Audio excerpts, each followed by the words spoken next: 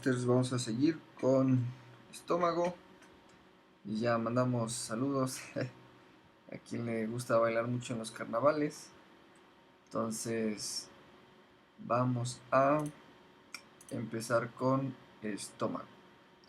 Primero vamos a ver la manera sencilla en la aplicación por las regiones que tiene y luego nos pasamos a lo más complicado, ¿no? Entonces aquí tenemos el estómago.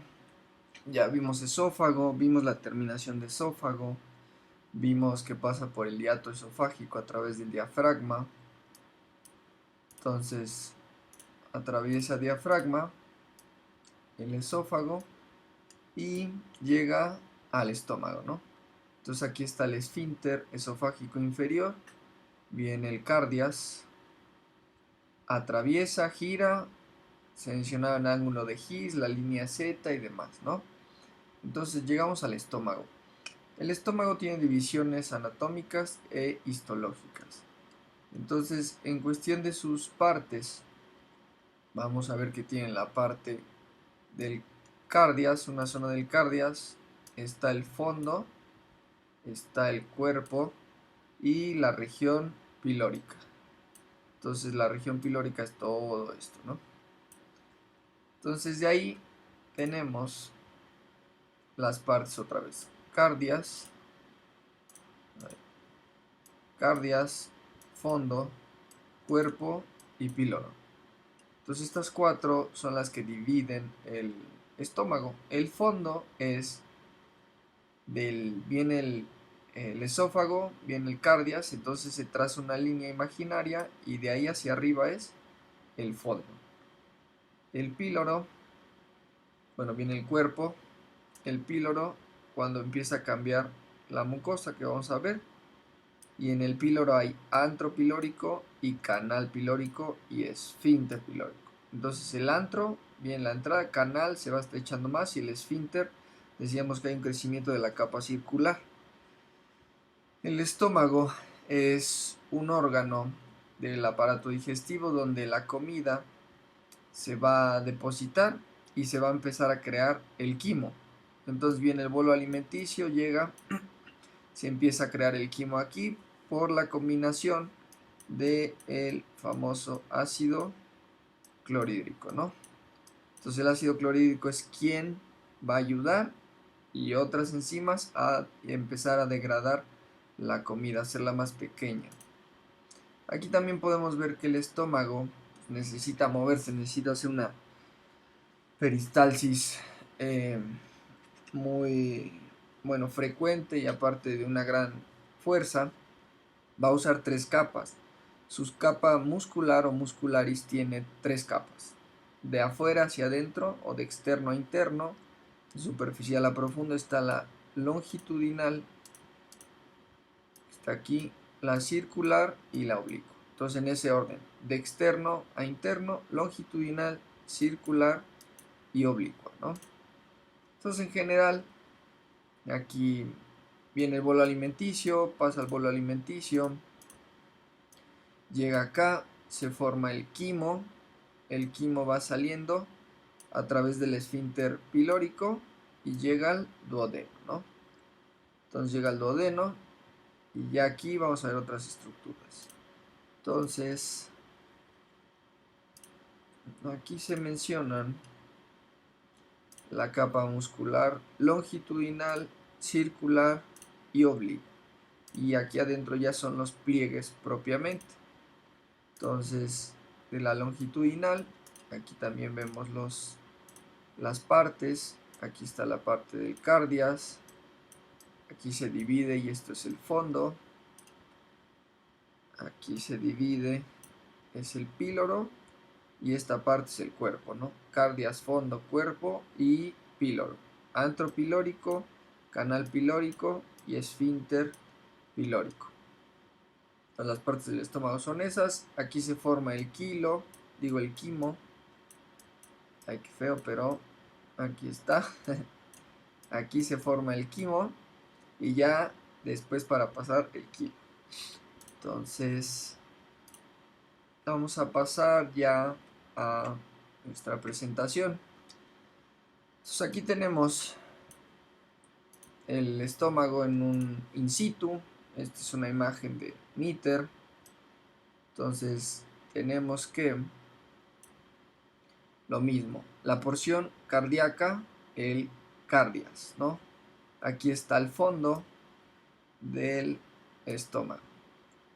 Aquí está el cuerpo del estómago y aquí está la zona pilórica, antro, conducto y este que es el esfínter, el píloro. Ya está nuestra clasificación, bueno, la división anatómica del estómago. El estómago va a tener dos curvaturas. Esta es la curvatura menor y toda esta es la curvatura mayor. De la curvatura menor, bueno, primero vemos la curvatura mayor. Acuérdate que aquí se insertaba, se fijaba esta porción. ¿Qué es esto? Es el aumento mayor o epiplón mayor. Entonces de la curvatura mayor del estómago se fija el aumento o epiplón mayor. Aquí se inserta este epiplón mayor. Y el conducto menor, la curvatura menor, ¿quién va a estar? El aumento o epiplón menor. Entonces de la menor, curvatura menor, el epiplón menor. Y de la curvatura mayor, el epiplón mayor. El epiplón menor consta del ligamento hepato-duodenal, hepato, hígado y duodenal, duodeno, ¿no? Entonces aquí está la flechita, hepato al hígado, duodenal al duodeno, entonces este.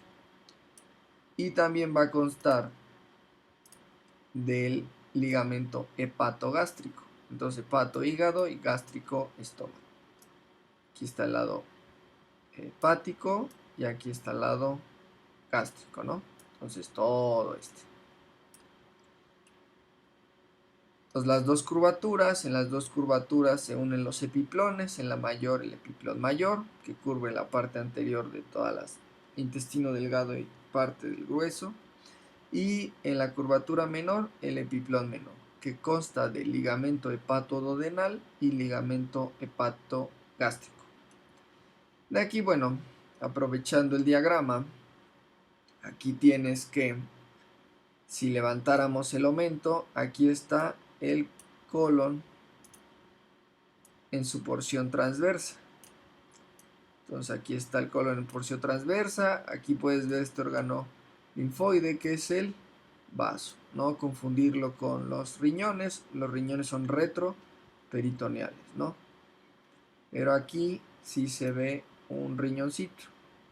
Entonces vaso, riñón derecho, riñón izquierdo aquí que no podemos ver. Entonces este es el hígado en el lado derecho y este es la vesícula biliar, la vesícula del reservorio. Entonces, ya viéndolo en un esquema, otra vez, cardias, fondo, cuerpo y píloro. Aquí está el cuerpo, píloro. Entonces, fondo, cardias, cuerpo y píloro. Otra vez. Y la zona pilórica, está el esfínter pilórico, canal pilórico, aquí está el esfínter, el canal y el antro pilórico.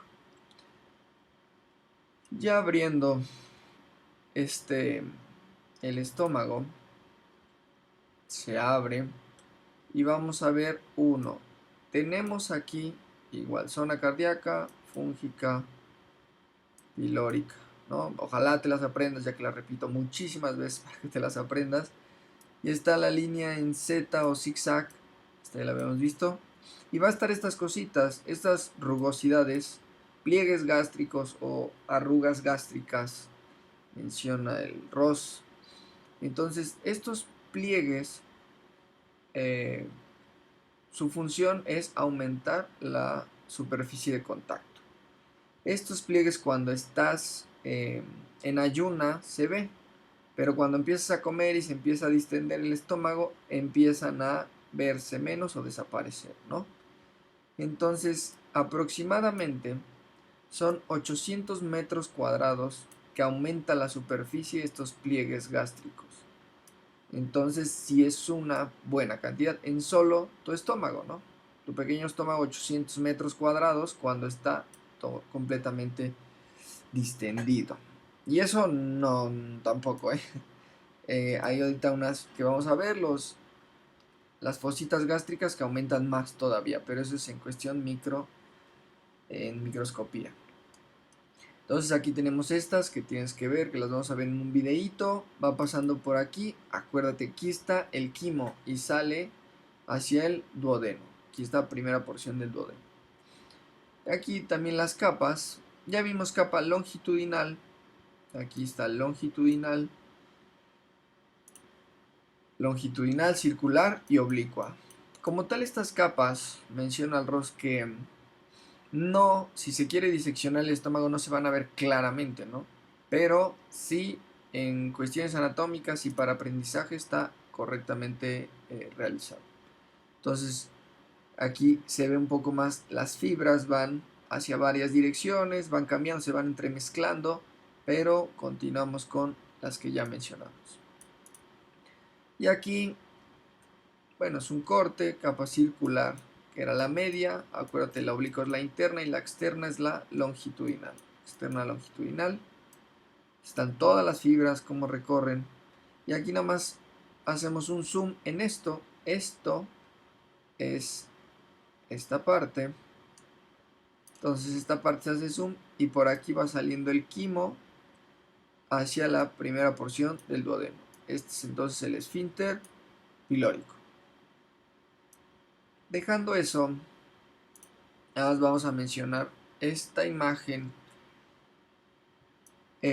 Solamente menciona la división histológica del estómago. Hay una división anatómica, ya la mencionada, fondo, cuerpo, cardias y la zona pilórica. En esta zona histológica solo dividen glándulas por sus glándulas, que son las del cardias, las glándulas fúngicas o del fondo y las pilóricas. Entonces, por estas tres glándulas se divide histológicamente, pero nos vamos a quedar con las anatómicas, ¿no? Entonces, si te pregunto cuáles son las partes anatómicas del estómago, estas. ¿Cuáles son las partes histológicas? Estas. Ahora,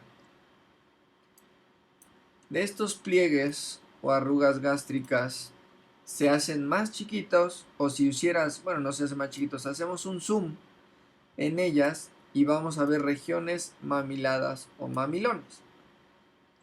Entonces, de este hacemos el zoom y está todas las regiones mamiladas, ¿no? Luego hacemos un zoom más grande y vamos a tener las fositas gástricas o foviolas.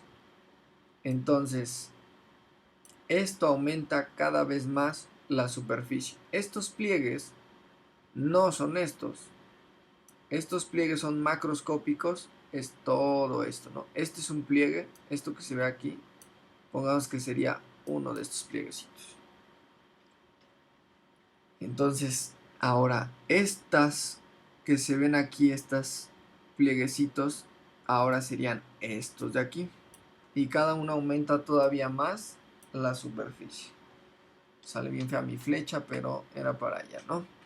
Entonces, al hacer zoom y al hacer más zoom, vamos a ver estas fositas o foviolas, que son las que ahorita nos interesan.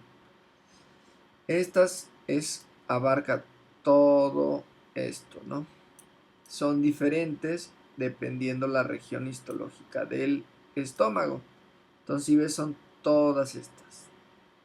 Esta es una foviola, o glándulas le llaman. Entonces, estas son las cardíacas, glándulas cardíacas en la zona cardíaca. Las glándulas pilóricas, zona pilórica. Y las más abundantes, pues obviamente las glándulas gástricas o fúngicas, el fondo. Entonces, ¿qué hay en estas glándulas gástricas? Hay diferentes tipos de células de acuerdo a la ubicación que tengan, ¿no? Entonces aquí tenemos células del epitelio superficial son las que están en contacto directo con el ácido clorhídrico, células mucosas, células parietales. Entonces son estas rojitas que se ven aquí separadas, pero en la parte inferior, ¿no? Dice que están entre las células mucosas y las células principales. Y las células principales en la parte inferior principalmente. Y vamos a tener aquí unas muy importantes que son las células G o neuroendocrinas o enterocromafines que ahorita vamos a ver, ¿no? Tienen varios nombres que ahorita vamos a ver. Entonces, alejamos esto. Es para que veas la diferencia de las criptas, bueno, de los, no son criptas, de las glándulas pilóricas. Y aquí las tenemos. Las glándulas fúngicas, vamos a ver aquí un zoom. Este es un corte histológico y aquí es la caricatura. Entonces la fosa gástrica, este es el canal, ¿no? Estas células que están a los lados son células mucosas superficiales y son estas que se ven aquí, todas estas. Ya vamos bajando y ve, aquí está el istmo, este pedacito aquí sería el istmo y este es nuestro istmo. ¿Por qué es importante el istmo? Ahí es el istmo, es el lugar de, bueno, donde se encuentran las células troncales, que les dicen células madres. Significa que aquí se van a duplicar, se hace otra celulita y puede migrar hacia abajo o puede migrar hacia arriba, donde sea requerida esa célula. Y se duplica la célula troncal o célula madre y se vuelve una célula mucosa, se vuelve una célula parietal, célula, etcétera, ¿no?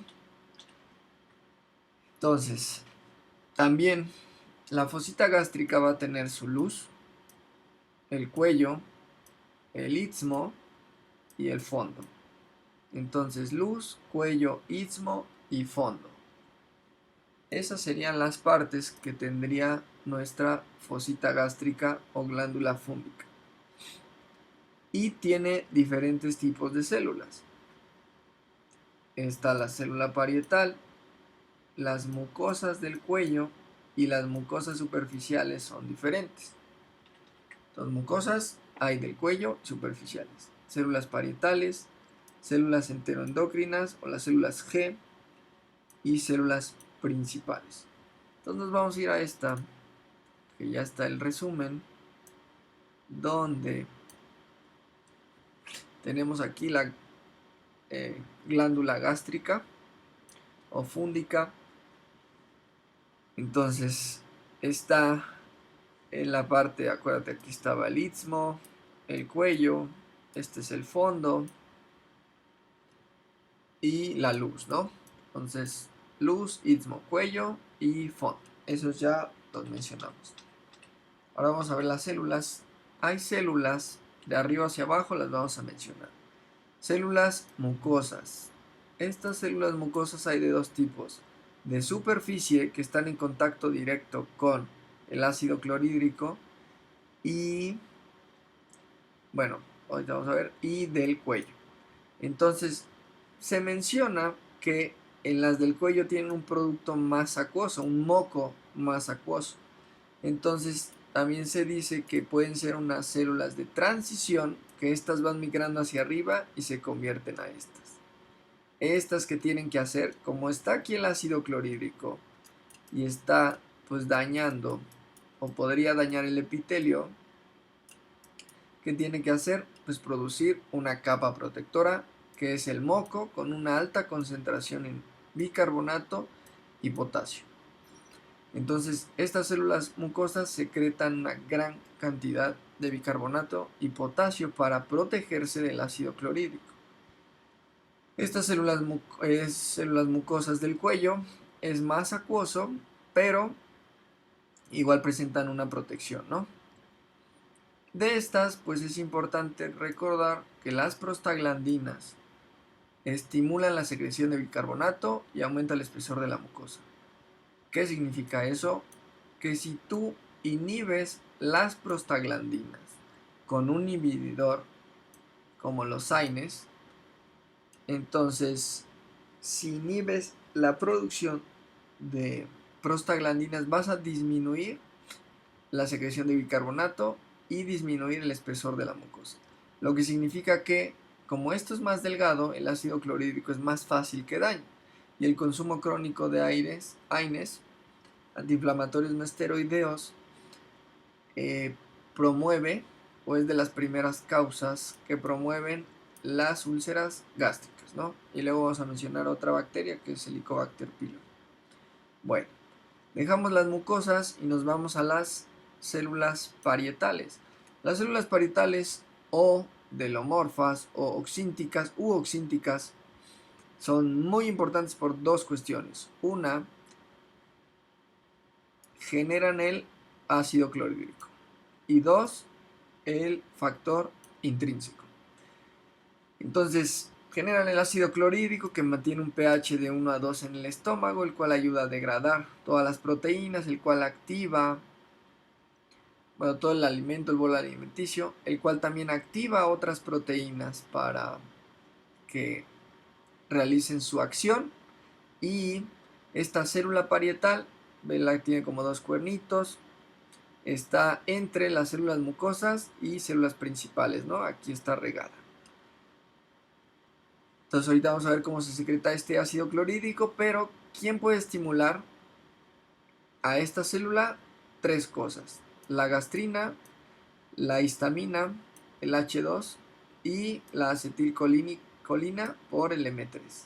Entonces, la célula parietal se estimula por tres cosas: gastrina, histamina y acetilcolina, en sus receptores de histamina H2 y de acetilcolina de M3, y la gastrina propiamente. Estas estimulan la creación de ácido clorhídrico y de factor intrínseco. Ahora, el factor intrínseco, ¿por qué es importante? Esta lo ponemos de otro color, ya no sé cuál. Entonces, ¿por qué el factor intrínseco es importante? Porque el factor intrínseco se une y forma un complejo con la vitamina B12, y ya en ese complejo se absorbe en el ilion.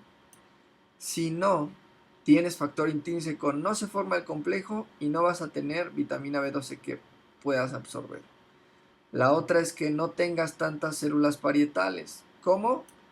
Se atrofia tu mucosa, tienes úlceras, tienes daño, te hicieron una cirugía y te quitaron un pedazo de estómago.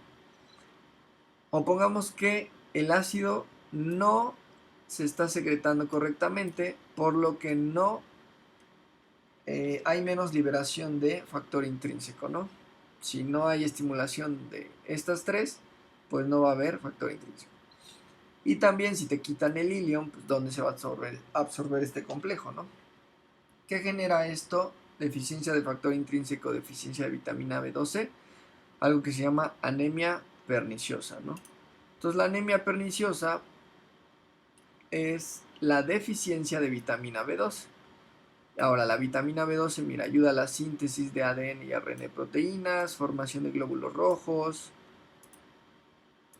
no se ve nada, mantiene la vaina de mielina, neurotransmisores, ácido fólico. Entonces, entre lo principal, la anemia perniciosa, anemia, disminución de los glóbulos rojos, genera síntomas propios de una anemia que no vamos a mencionar, ¿no? Entonces, pero que tú sepas que esa anemia es generada por la deficiencia de vitamina B12, por posiblemente deficiencia de factor intrínseco, por alguna cirugía o demás. Entonces, vamos a ver esta que es la célula chief cell, las células principales o adelomorfas. Entonces, ¿qué secretan ellas? Pepsinógeno y una lipasa gástrica. El pepsinógeno, acuérdate que cuando vengan estos nógenos, es un simógeno. Un simógeno es una proteína que necesita ser activada, cortada, para que realice su función. El pepsinógeno se corta o se escinde, se activa con el ácido clorhídrico. Si el pH es correcto, el pepsinógeno pasa a pepsina y la pepsina rompe enlaces peptídicos que son de las proteínas, y así ya tú puedes absorberlo. La lipasa gástrica, bueno, estaba igual. la salival, y aquí también hay gástrica, rompes para la absorción de lípidos, ¿no? Entonces las células principales se encuentran principalmente en la parte inferior.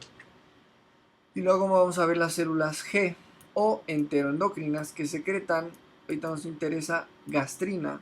Entonces la gastrina, ya habíamos mencionado, estimula ¿a quién? A la célula parietal. De la gastrina, algo interesante que mencionar, ahorita bueno, una vez lo decimos, es un síndrome que se llama síndrome de Zollinger-Ellison, que es un tumor, que genera muchísima gastrina. Y si genera mucha gastrina y la gastrina estimula el ácido clorhídrico en las células parietales, pues esta secrete y secrete ácido, y esta persona va a tener muchísimas úlceras duodenales, esta parte, o estomacales, ¿no? Entonces eso va a generar. Entonces aquí acuérdate las células mucosas de la superficie del cuello, las células parietales, ácido clorhídrico y factor intrínseco para la vitamina B12 que se absorbe en el ilion, y células principales y células enteroendocrinas. Ahora aquí tenemos una célula principal en Zoom. La célula principal, acuérdate, es pepsinógeno y lipasa, ¿no? Principalmente. Aquí nos menciona los gránulos que están en la luz para estar secretando los imógenos, que es el pepsinógeno. Y aquí hay una célula parietal. De la célula parietal vamos a explicar un poquito más cómo genera la secreción y cómo genera el ácido clorhídrico, ¿no? Entonces lo vamos a ver un poquito en el siguiente video.